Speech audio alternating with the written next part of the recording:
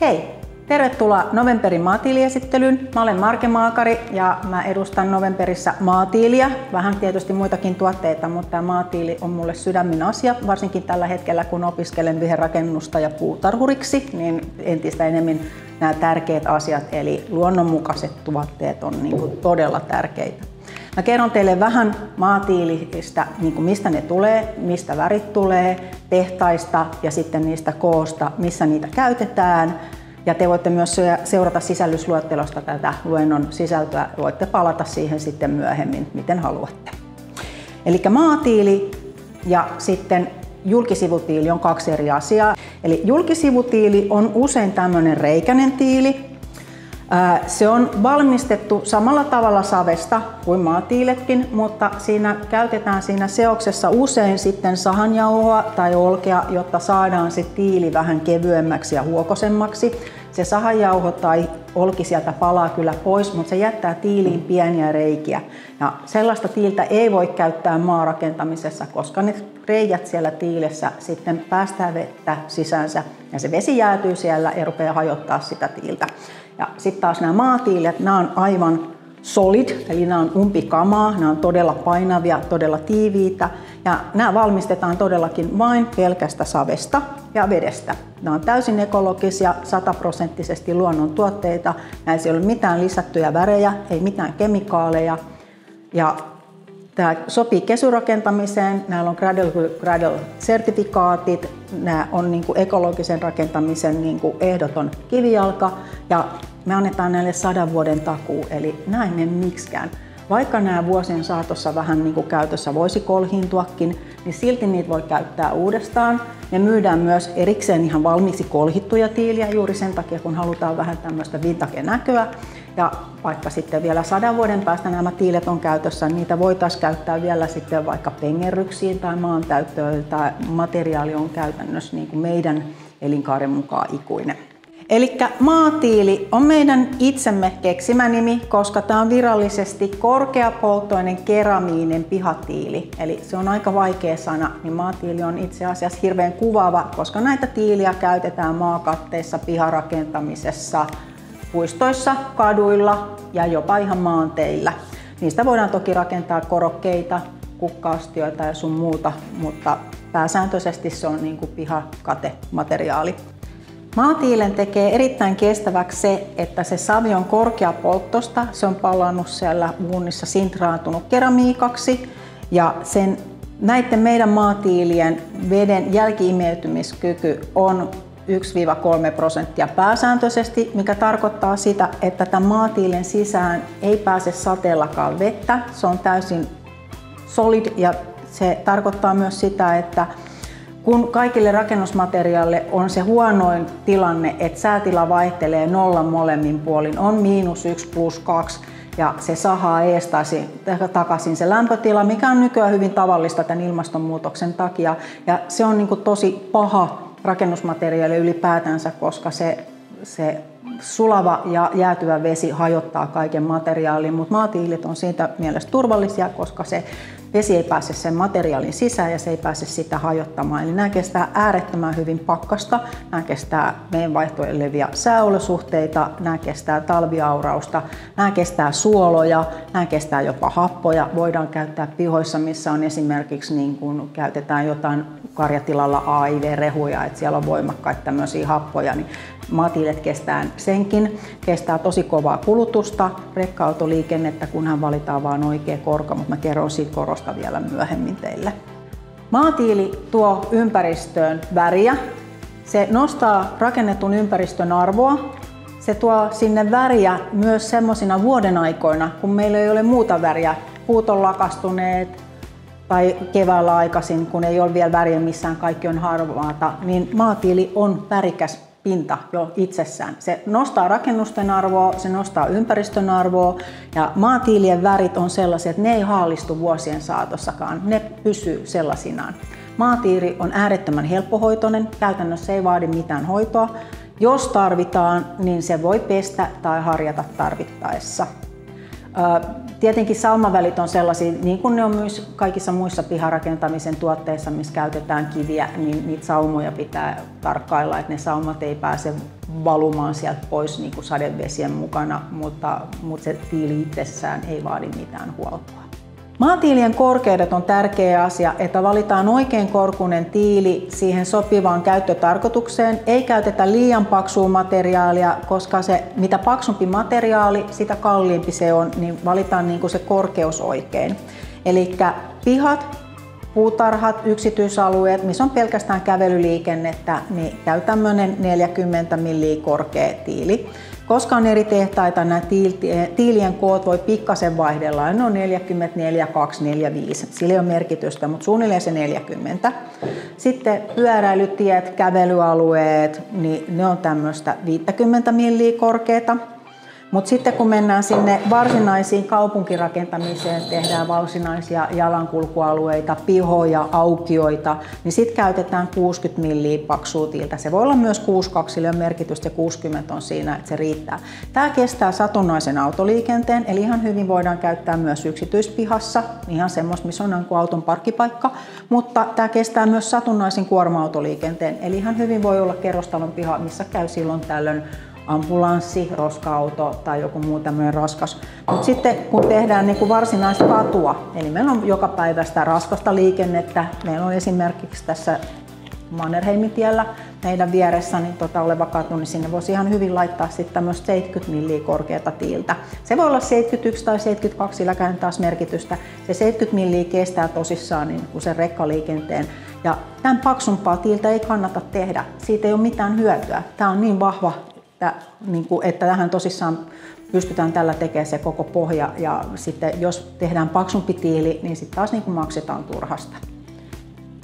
Siitä on semmoinen asia, että mä oon suositellut monelle yksityisasiakkaalle varsinkin, että jos tehdään jotain pihaa, niin käyttää tuommoista ohkaista tiiltä, koska se on edullisempi, mutta sitten halutaan sille autolle se parkkipaikka, niin sitten sen tiilen voi sinne auton parkkipaikalle pistää pystyyn, jolloin saadaan sitten se koko tiilen leveyden mitta siihen korkeuteen, ja siitä tulee tosi vankka ja näin, ja voidaan käyttää sitä yhtä samaa tiiltä, että sen takia ei sitten täydy teettää mitään niin kuin lisätiiliä, ja tämä tulee edullisemmaksi. Ja eihän nyt ole mitään syytä, että miksei tiiltä voisi käyttää myös pystyssä. Tämä nyt kestää suunnilleen ydinpommin.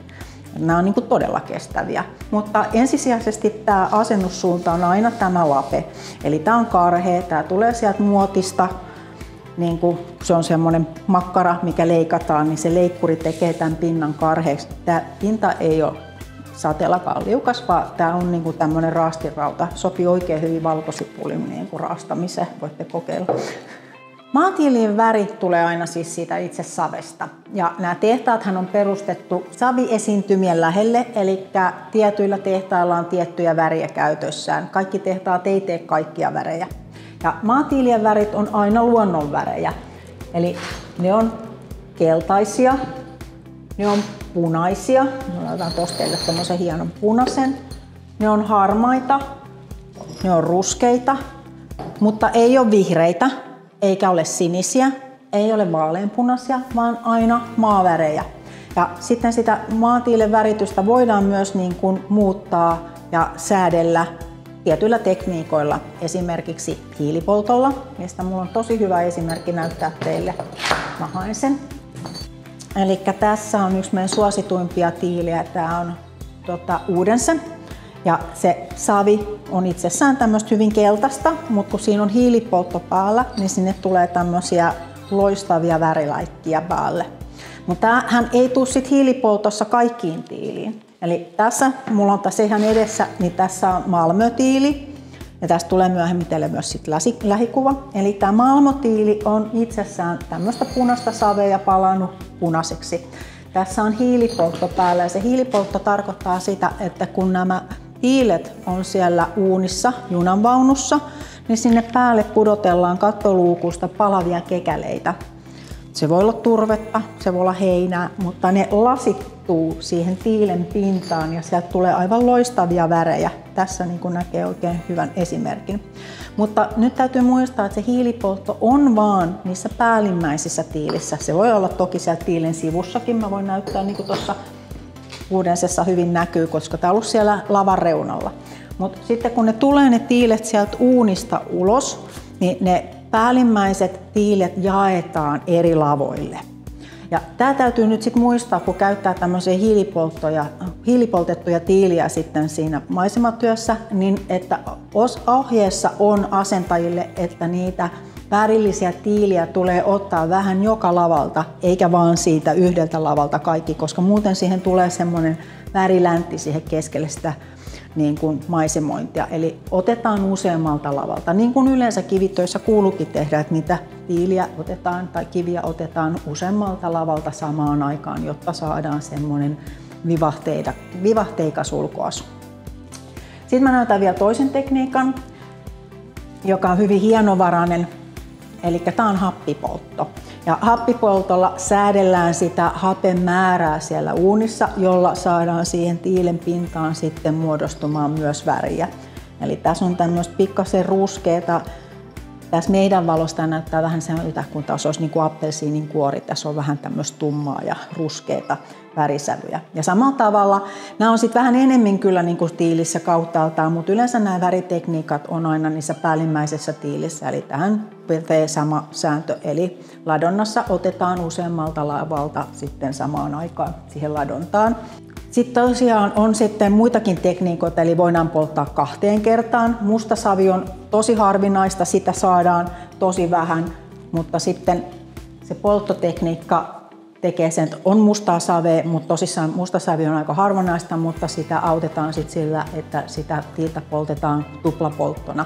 Se tietysti nostaa hintaa, että musta tiili on yleensä kaikista kalleinta. Sitten on sellainen, että väri voi muuttua polttojen välillä. Myös tiilien koko voi jonkin verran muuttua polttojen välillä, kun tämä on orgaaninen aine. Mutta siinä savimassassa ei tarvitse olla kuin ihan 1-2% heittoa, niin se on pikkasen erilaista massaa ja se käyttäytyy sitten pikkasen eri tavalla. Eli jos halutaan johonkin isoon alueeseen tietyn värinen tiili ja se on tarkka, niin silloin pitää määrätä sinne työohjeisiin, että se kaikki tiili pitää tilata siitä samasta poltosta. Tässä näkee hyvin esimerkiksi, että tässä on niin kuin 2 eri poltosta tiili, niin näillä on niin kuin sävyeroa. Toinen on selkeästi harmaampi ja toinen on sitten tuommoinen vähän punaiset violettinen. Kuten mainitsin, turvepoltto voi olla sitten se hiilipolton yksi tekijä, eli sinne palavaan uuniin pudotellaan palavaa turvetta ja saadaan tämmöistä tosi upeata violettista sävyä sitten aikaan. Eli mä kerron teille nopeasti vähän, tässä näytän pöydällä, mitä värejä meillä on täällä olemassa, mutta tästä tulee tähän esitykseen myös dia, mistä te voitte sitten katsoa tehtaiden alla, mitä värejä siellä on saatavilla.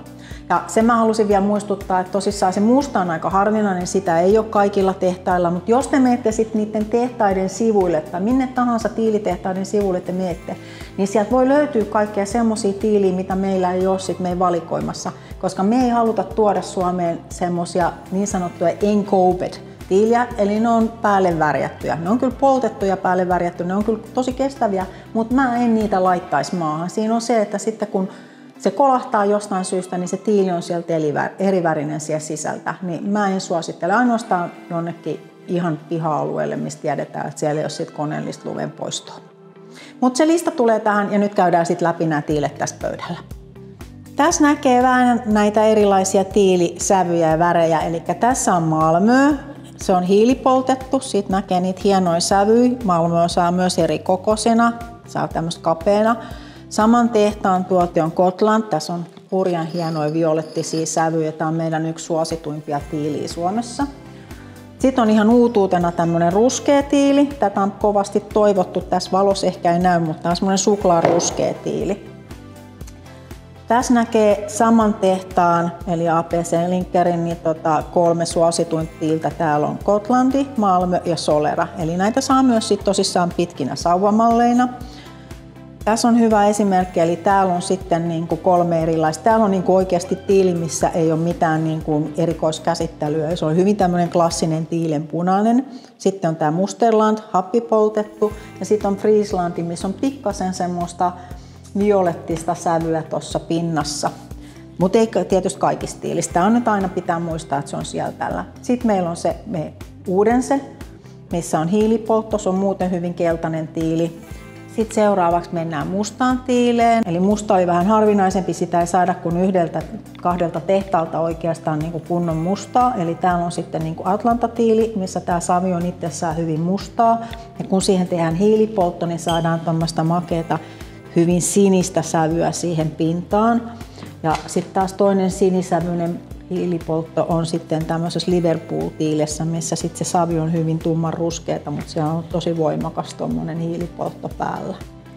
Sitten meillä on tää sitä turvepolttoa, mistä mä mainitsin aikaisemmin, tätä violettista törveä.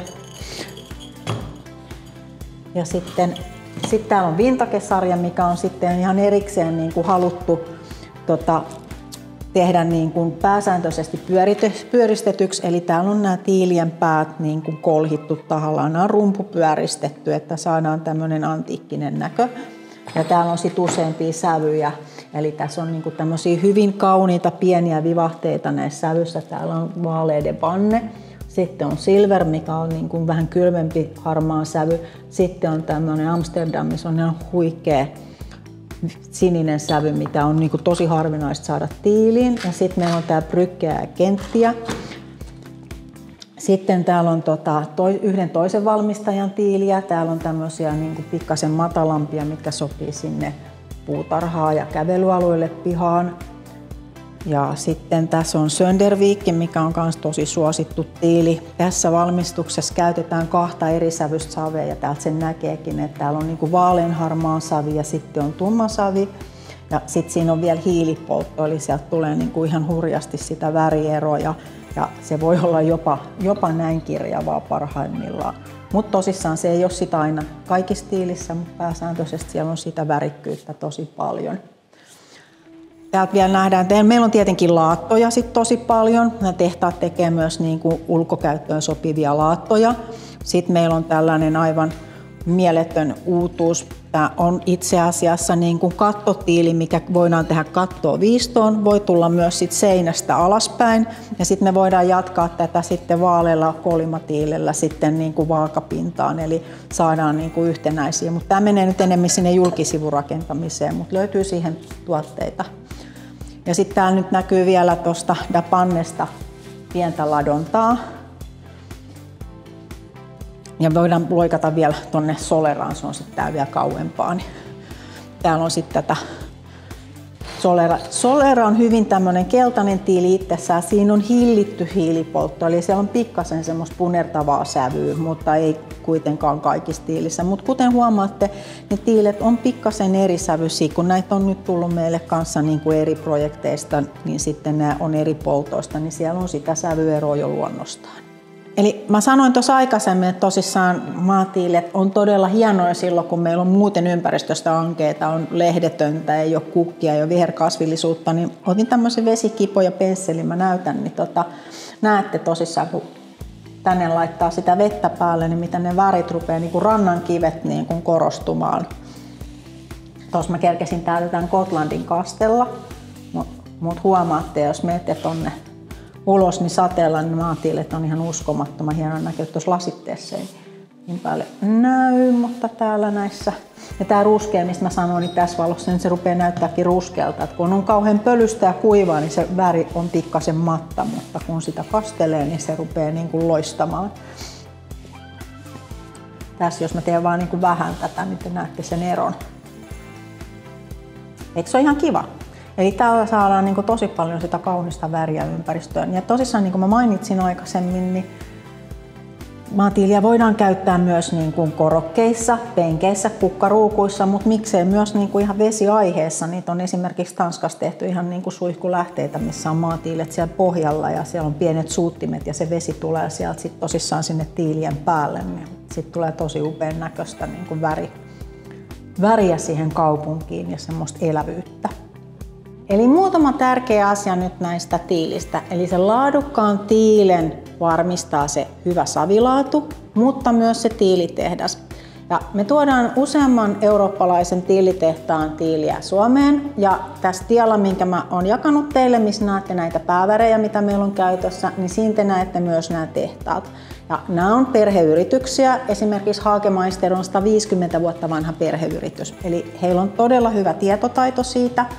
Ja nyt sitten tästä tehtaiden slaidin jälkeen niin jaetaan nämä kaikki tärkeät, eli siellä on nämä CE-merkit, siellä on DOPit, siellä on Cradle to Cradleit ja sitten siellä on vielä nämä DIN-mitat ja niistä DIN-mitoista, mitkä on näitä EU-standardeja, mikä on näillä kaikilla tiilillä, että minkä kokoihin ne menee, mitkä säätelee sitä tiilen kokoa, niin se on tosi tärkeä, eli siellä on se kestävyys ja siellä on se niiden tiilien pituudet. Ja se nyt täytyy tosissaan niin kuin muistaa näistä tiilien pituudesta, että sitä määrittää R1-luokka, mikä tarkoittaa, että se tiili voi vaihdella polttoerien välillä jopa useita millimetrejä. Eli se laskukaava on semmoinen monimutkainen 0,6 kertaa 4 juuri sitä sun tätä, en osaa sulkoa sanoa, mutta te katsotte sieltä diasta, niin te ymmärrätte. Mutta käytännössä se tarkoittaa, että jos tiili on 200 milliä pitkä, niin se voi olla 192 tai se voi olla 208 milliä ja ne kaikki menee siihen standardiin.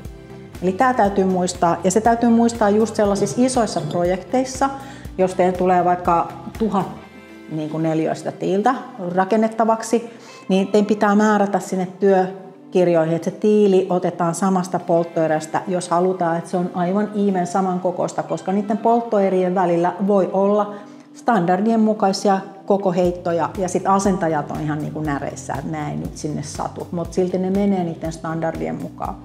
Mä tiedän, että isoja projekteja jaetaan usein niin kuin laajoihin paloihin, että siellä tehdään 300 neliöä, 400 neliöä ja 200 neliöä. Ja silloin, jos ne urakoitsijat tilaa ne eri aikaan ne tiilet, niin se tarkoittaa sitä, että ne tiilet voi olla sitten eri kokoisia ja voisi olla myös vähän eri värisiä. Eli jos te haluatte, että se teidän niin kuin alue, mikä olette suunnitellut, on aina niin kuin even, se on saman värinen, kauttaaltaan saman kokoinen, niin sitten te määräätte, että ne tiilet pitää tilata kerralla. Ja samoin sitten kallaruotoladonta, mikä on tosi semmoinen kiva, eli varmaan kaikki tietää, mikä on kallaruotoladonta, mutta jos kallaruotoladontaa tehdään niin kuin useammasta väristä, niin silloin se pitää myös niin kuin muistaa kertoa siellä työmääräyksessä, että pitää tilatessa huomioida, että kallaruotoladonta tehdään 3 eri värillä, eli ne tiilet täytyy sitten tehtaalla varta vasten vielä katsoa, että ne tulee samankokoisiksi. Ei ne automaattisesti ole, jos ei niitä tarkasteta vielä siinä välissä, että ne tulee nyt siihen samaan ladontaan, koska ne tulee kumminkin jokainen eri väri eri polttoerästä. Punaiset ja keltaiset poltetaan aina erikseen, niin siksi niiden pitää siellä tehtaalla tietää tämä asia. Tämä on tosi tärkeää, katsokaa nuo diat sitten tarkasti. Tiilien koot.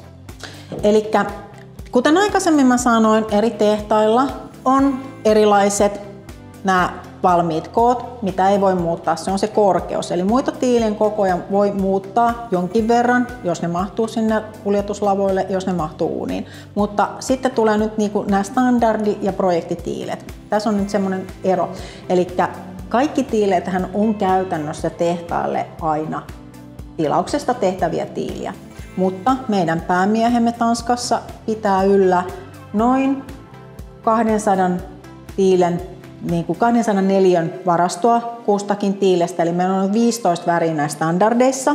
Ja sitten noissa vintakeissa, mitä näytin, niitä pieniä tiiliä, niin siellä on semmoinen 5 värin valikoima. Ja ne on koko ajan tuotannossa, mutta vain siihen 200 neliöön. Ja nämä standarditiilet on yleensä tällaisia, tosi paljon tämmöisiä perustiilen kokoisia, 200 x 100 x 50.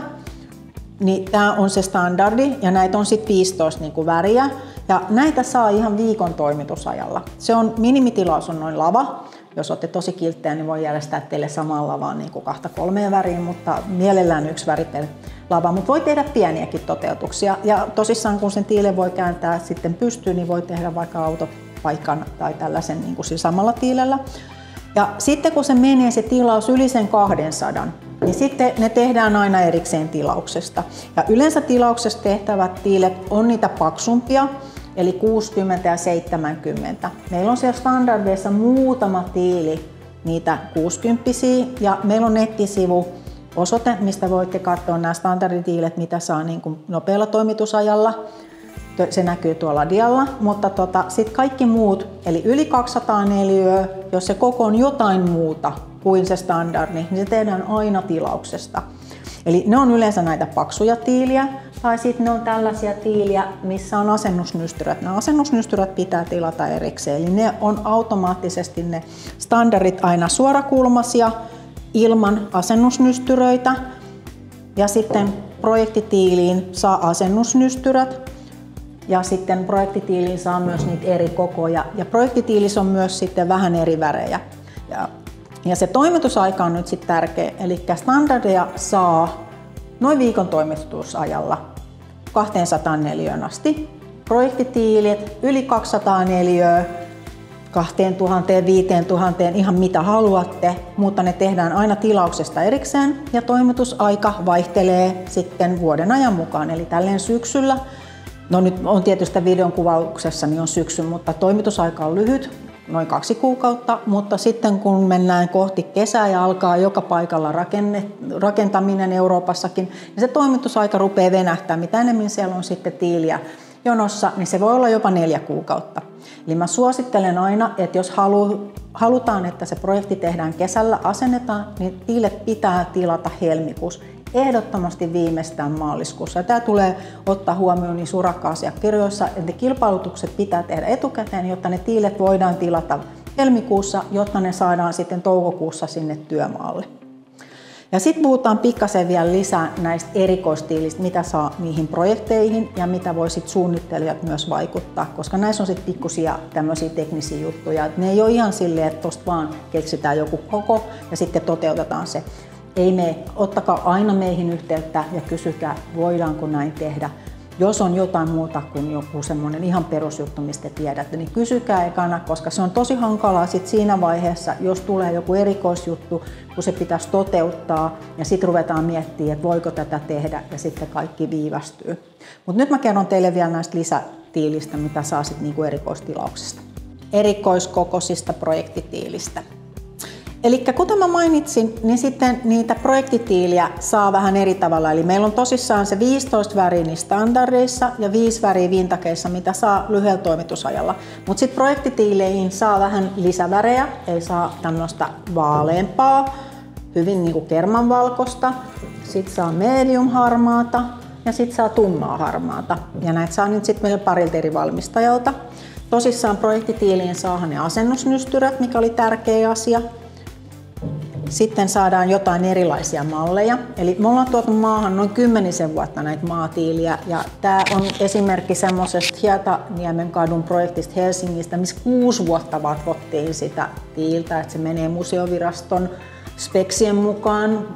Muistuttaa hyvin paljon samanlaista tiiltä, mitä siellä on joskus 100 vuotta ollut siellä Hietaniemi kadulla. Silloin kun meillä oli vielä Suomessa tiilitehdasta, ne tuotiin Venäjältä, sitä ei ihan tarkkaan tiedä, mutta sen jälkeen täällä ei ole ollut maatiilitoimittajaa. Mutta tosissaan me saatiin tehtyä sinne niin kuin vanhojen speksien mukaan sellainen oikea tiili, ja se Hietaniemen katu on toteutettu tuossa pari vuotta sitten, että jos käytte Helsingissä tai olette Helsingissä asumassa, niin sieltä voi käydä katsoa niin kuin livenä, minkä näköinen siitä tuli.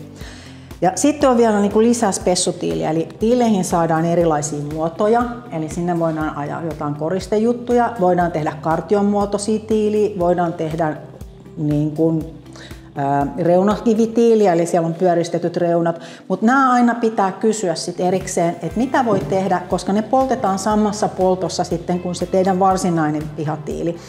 Eli sitten pitää niinku kysyä, että mitä mahdollisuuksia on, kuinka paljon sinne voi saada niitä muita tiiliä, mitä värejä voidaan käyttää, ja sitten tietenkin se hinta on varmaan siellä loppupelissä, mikä on niinku tosi tärkeä. Ja sitten on vielä lisäksi ihan erikoistiiliä, eli tiettyjen valmistajien tiiliin saa tämmöisiä leekonappuloita, jos näette, eli tämä on niinku tämmöinen sokeainopaste, tosi kätevä. Ja sitten on hulevesitiili, ja tämä hulevesiasia on tosi tärkeä nykypäivänä. Eli on ihan valmiin. Tämä on myös niin kuin ihan tämmöinen standardi, mitä saa nyt vaikka heti punaisena, niin tämmöinen hulevesitiili. Tästä voi toki rakentaa vaikka muuriakin. Tämä kestää jopa ihan henkilöautolajon. Niin tässä on kumminkin tämmöinen reikäsysteemi tehty valmiiksi, eli tämä laskee ne hulevedet sitten niin kuin paremmin sieltä läpi. Ja sitten voi tehdä myös tällainen 2 reiän hulevesitiiliä, mutta näistä pitää aina kysyä, että mihin tiilien onnistuu ja mitkä määrät onnistuu. Ja sitten se 3. tapa tehdä sitä hulevesitiiltä on siinä ladonnassa, että tehdään niin kuin juoksulimitys, mutta sitten jätetään silti niin kuin puolikkaan tiilen tai 1/3 tiilen rako sinne ladontaan, josta se vesi pääsee parhaiten menee. Mutta yksi asia on nyt niin kuin tärkeä, mä jaan myös sen asennusdian tosta. Eli maatiilet asennetaan aina 3-5 mm raolla. Ihan sen takia, että se suojaa routavaurioilta, koska meillä voi olla routaa. Kyllähän yleensä maatyöt tehdään tosi hyvin ja se on tosi tärkeää näissä tiilistä. Maatyöt tehdään tosi hyvin, koska se on se perusta. Jos niitä pohjatöitä ei ole tehty kunnolla, niin siinä ei kestä graniittikaan. Ja asennus 3-5 mm asennusraolla ja se mahdollistaa myös sen, että jos ne tiilet tulee sieltä eli poltosta ja ne on eri kokoisia, niin sitten se asennusrako tavallaan antaa sen tiilen niin kuin mahdollisuuden elää. Ja sitten meillä on suomalaisittain hirveä tapa aina, että kaikki pitää tehdä viivottimella ja tosi tiukkaa tälleen, niin maatiiliä asennetaan mieluummin niin kuin silmällä ja sydämellä. Mutta samanlaiset pohjatyöt periaatteessa kun tehdään betonikiviasennusta, samalla tavalla asennushiekka. Asennushiekka olisi syytä olla kamia, eli kalliomursketta, että siellä on sitä nollaa mukana, että se tiivistyy hyvin. On käynyt meinaan sellaisia tapauksia, että on jostain syystä ostettu leikkikenttähiekkaa, mikä on pyöreätä, niin se ei toimi niin kuin tiilien asennuksessa. Mutta asennus tosissaan ihan samalla tavalla kuin maatiilet, ne asennellaan ja koputellaan paikoilleen ja sitten saumataan kivituhkalla. Tämä on nyt se ero sitten noihin kuin betonitiila-asennukseen. Se kivituhka on sen takia siellä, eli murskattua graniittia, se on terävää ja se terävä kivituhka tarttuu tuonne tiilien väliin ja siitä tulee sitten se tiukka saumaus. Se asennushiekka, kivituhka harjataan sinne tiilien tasapintaan, eli pitää olla siellä yläpinnassa. Se voidaan myös kastella, harjata uudestaan ja sitten lopuksi tärytetään kumimaton läpi kevyellä täryttimellä. Eli kuten mä alussa mainitsin, niin maatiilet on käytännössä huoltovapaita, mutta se saumaus on sellainen, mitä joutuu sitten joskus aikojen saatossa katsomaan ja olisi syytä niin kuin huolto-ohjeisiin myös kirjata se, että sitä saumajakan määrää kannattaa tarkistaa. Voi olla, että saumat on tehty huonosti, tehän ette voi sitä tietää suunnittelijoina, sehän on aina sieltä asennusryhmästä kiinni, mutta sellainen sitten sille projektin omistajalle, että sitten vuosien saatossa ne käydään ne saumat jossain vaiheessa läpite, koska jos se saumaushiekka on vajentunut sieltä tiilien välistä, ne tiilet rupeaa pikkasen kääntyilemään ja tässä on nyt hyvä dia, te näette mitä tapahtuu ja sieltä tulee semmoinen dominoefekti, ne tiilet voi ruveta sitten kaatuilemaan, kun sinne tulee raskas paino ja sitten ne rupeaa hajoilemaan, kun ne ottaa kulmat toisiinsa kiinni. Eli tosissaan se asennushiekan käyttö joidenkin vuosien jälkeen tai tarkastus on tärkeää tehdä sitten, mutta muuta huoltoa tiilet ei käytännössä tarvi. Jos ne on tosi likaisia, siis on semmoinen paikka, että siellä on jotain, mä en osaa sanoa, muuten kasvaa sammalta tai jostain syystä tosi märkää varjoinen paikka, että se alue pysyy kosteena ja siellä rupeaa sitten niin tulee tosi paljon likaa tai sammalta, niin tiilet voidaan harjata. On ihan harjauskoneita tai sitten vaikka karkeata hiekkaa levittää sinne tiilien päälle ja sitten harjata, tai sitten ne voidaan pessä, mutta mä en tosikaan suosittele painepesurit, voi pessä sen tiilen, sehän kestää ihan hyvin, mutta saumoja ei kannata sitten painepesurilla laskea, näin se lähtee se hiekka sieltä pois. Ja nyt sitten 2 tärkeää asiaa vielä. Maatiilet saumataan sillä kivituhkalla, kuten sanoin, maakostea ei saa käyttää saumauksiin. Maakostealla voidaan tukea ne reunatiilet siellä, se on ihan ok, sinne ei tule mitään niin kuin autolaajoa, mutta se on niin kuin yksi, mikä rikkoo sen maakostean, koska se on niin kuin löysää hiekkaa ja sitten sitä betonia, mutta koska näistä maatiilistä ei mene vesi läpi. Ja jos se pistetään maakostea lumpeen se koko alue, niin se vesi ei pääse mistään pois, niin sitten se talvella jäätyy ja korkkaantuu se koko alue. Eli siksi se saumaus aina sillä kivituhkalla ja meidän valmistajat ei myöskään suosittele polymeerihiekkojen käyttöä. Niitä ei ole tehtaalla tutkittu tarpeeksi, mutta sana polymeeri vähän niin kuin epäilyttää periaatteessa, kun niistä ei ihan tarkkaan tiedä, mitä niissä on. Jos ei sieltä niin kuin pääse vesi eikä hiekka läpi, niin se on ihan sama asia kuin tuo maakostea, ei suositella niiden käyttöä.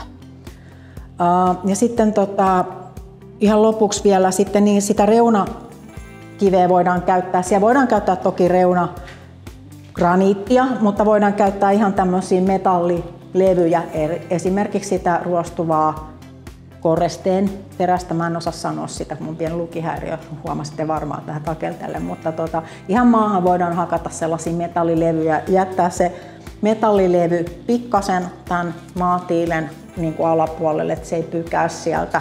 Ja sillä voidaan sitten myös tehdä tiukkoja rajauksia. Tavallaan sitä samaa metallia, mitä käytetään nurmikon rajauksessa, mutta vähän sitten paksumpana, että se uppoo sinne maakerroksiin. Tiilien asennuksesta vielä. Eli tiiliähän voidaan sitten asentaa moneen eri suuntaan, ja tuossa on nyt yksi semmoinen dia teille, missä on näitä erilaisia kuvioita.